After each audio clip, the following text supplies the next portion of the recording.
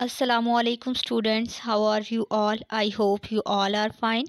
I am your SST teacher Ma'am Aisha, and today we shall discuss our next topic, changes due to floods from chapter number 3, changes in habitats.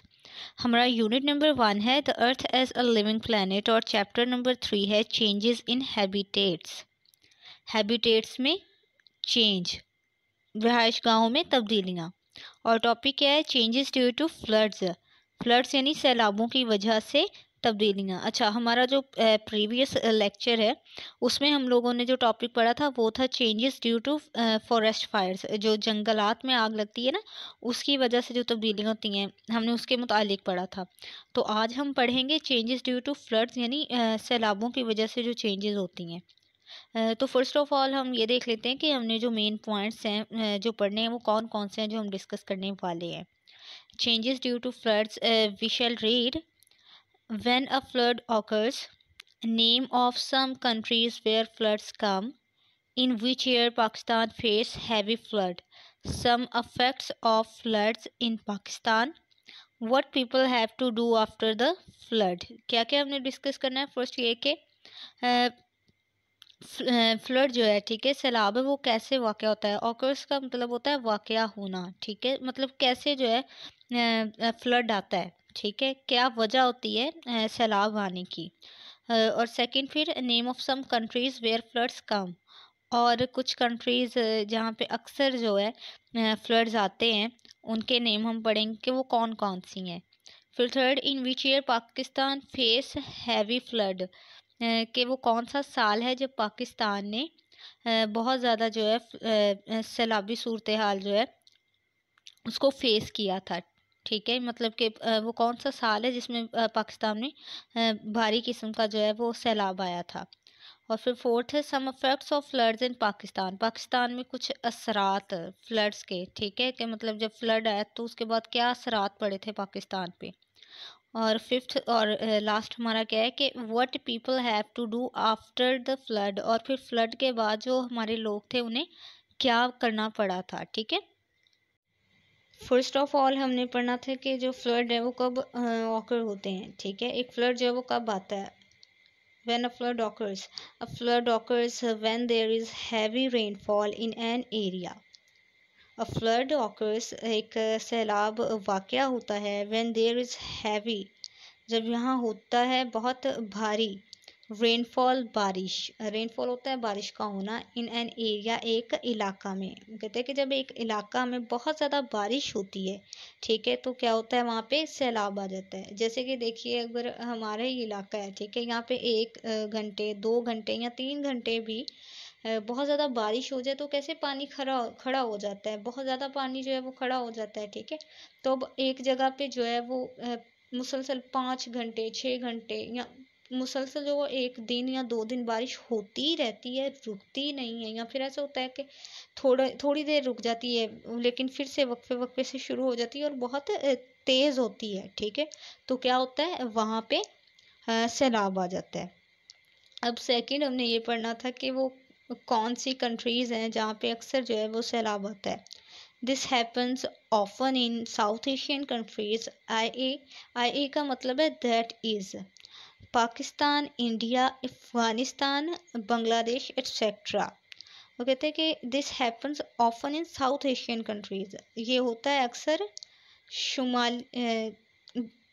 शुमाली एशियाई ममालिक में, जो कि कौन कौन सी हैं?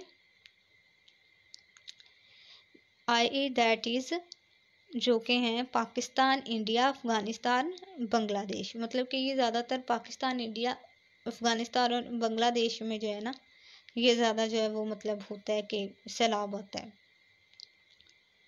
क्योंकि यहाँ पे ये कि जो जब मूनसून जो है, ठीक है, मूनसून की बारिशें होती हैं ना, तब ज़्यादातर यहाँ पे जो है ये सैलाब आते हैं।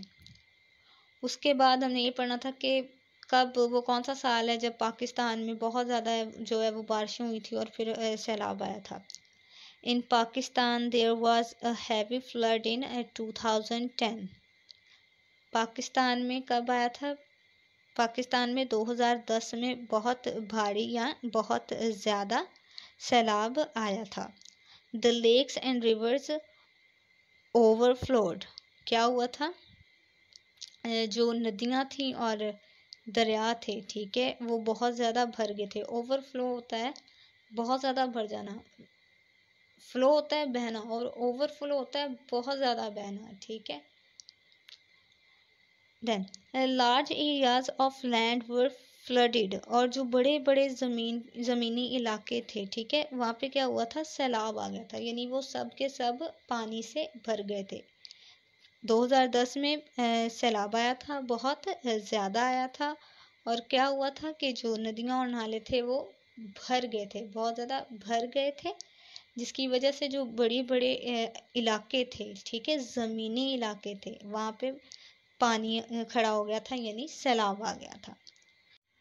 अब हमने नेक्स्ट पढ़ना था कि फिर जो सैलाब आया था उसके असरात क्या थे, क्या असर हुआ उसका, ठीक है। पाकिस्तान में millions of habitats were destroyed. The people and animals that live in this area lost their homes. Many people and animals drowned. क्या हुआ? मिलियंस ऑफ हैबिटेट्स, लाखों की तादाद में जो रहाइशगाहें थीं, were destroyed, तबाह हो गईं, ठीक है।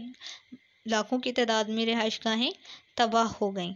द पीपल एंड एनिमल्स, लोग और जानवर, that live in this area, जो कि इस इलाका में रहते थे, यानी जहाँ पे बहुत ज़्यादा बारिश हुई ना, जहाँ पे सैलाब आया, वहाँ पे जो भी लोग और जानवर रहते थे, लॉस्ट देयर होम्स, उन्होंने अपने घर खो दिए, क्योंकि तबाह हो गए ना उनके घर, ठीक है, उनकी हैबिटेट्स तबाह हो गई, तो उन्होंने क्या हुआ?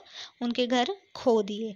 Many people and animals drowned, और क्या हुआ कि बहुत से लोग जो थे वो और एनिमल्स थे वो डूब गए। अब लास्ट हमारा क्या था कि फिर उसके बाद जो है वो लोगों को क्या करना पड़ा, ठीक है। People have to make new homes, floods destroy crops and livestock. क्या लोगों को फिर नए जो है वो घर बनाने पड़े, यानी कि ये हुआ ना, उनके घर तबाह हो गए, ठीक है, सैलाब की वजह से, तो उन्हें नए घर बनाने पड़े। Floods destroy crops and live stock, live crops होती हैं फसलें, और लाइव स्टॉक होते हैं जो मवेशी नहीं होते, ठीक है, मवेशी मतलब जानवरों को ही कहते हैं, ठीक है, जो ये रखते हैं ना पालतू जानवर, लोग उसको कहते हैं। तो क्या हुआ कि जो सैलाब थे, उन्होंने जो फसलें थी उनको भी तबाह कर दिया, और जो मवेशी थे उनको कैसे, जो मतलब वो जानवर थे वो पानी में बह गए या फिर मर गए, ठीक है, सैलाब की वजह से।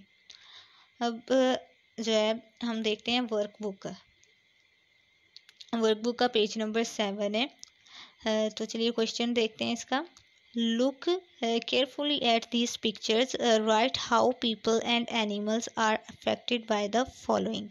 अब जो हमारा प्रीवियस लेक्चर था उसमें हमने, क्योंकि फॉरेस्ट फायर्स जो थी उसकी चेंजेस की उसकी वजह से जो चेंजेस हो रही थी वो पढ़ी थी, तो फिर उसी के इफेक्ट भी पढ़े थे। तो आज जो है, आज हम जो है इफेक्ट्स पढ़ेंगे, जो कि आपने अपनी वर्कबुक पे लिखने, राइट करने हैं, फ्लड्स के। तो चलिए देखते हैं क्या क्या है अफेक्ट्स ऑफ फ्लड्स, सैलाबों के असरात। पहला क्या है? People and animals lost their homes. पहला क्या है कि जो लोग हैं और जानवर हैं वो अपने घरों को खो देते हैं, ठीक है। सैलाब आता है, ठीक है, घर वगैरह तबाह हो जाते हैं, तो क्या होता है कि फिर जानवरों के भी और इंसानों के भी घर तबाह हो जाते हैं, तो क्या हुआ? वो अपने घर खो देते हैं। फिर people have to make new homes, और क्या असर पड़ता है? उन्हें जो है वो नए घर बनाने पड़ते हैं, ठीक है। ये भी तो एक तरह से मुसीबत है ना, मुश्किल है ना कि आपका घर तबाह हो जाए, उसके बाद आपको जो है वो नया घर बनाना पड़े। और फिर लास्ट है floods destroy crops and live stock, और क्या होता है कि जो फ्लड्स हैं, जो सैलाब हैं, वो तबाह कर देते हैं फसलों को और मवेशियों को, ठीक है। मतलब ये होता है कि जो फसलें होती हैं उनमें वो पानी खड़ा रहता है, बहुत ज़्यादा पानी खड़ा होने की वजह से वो तबाह हो जाती हैं। पानी का बहाव इतना तेज़ होता है, वो बहाव की वजह से जो है वो उखड़ जाते हैं, ठीक है, जो पौधे वगैरह होते हैं, तो क्या होता है? वो फसलें तबाह हो जाती हैं। और जो लाइव स्टॉक है वो कैसे तबाह होता है? मवेशी जो है वो पानी के बहाव में जो है वो बह जाते हैं। इतना मतलब पानी का जो बहाव होता है ना इसमें सैलाब में, वो इतना तेज़ होता है, ठीक है। आई होप सो आज का लेक्चर आपको समझ आ गया होगा। इंशाल्लाह नेक्स्ट लेक्चर में मुलाकात होगी, तब तक के लिए अल्लाह हाफिज़।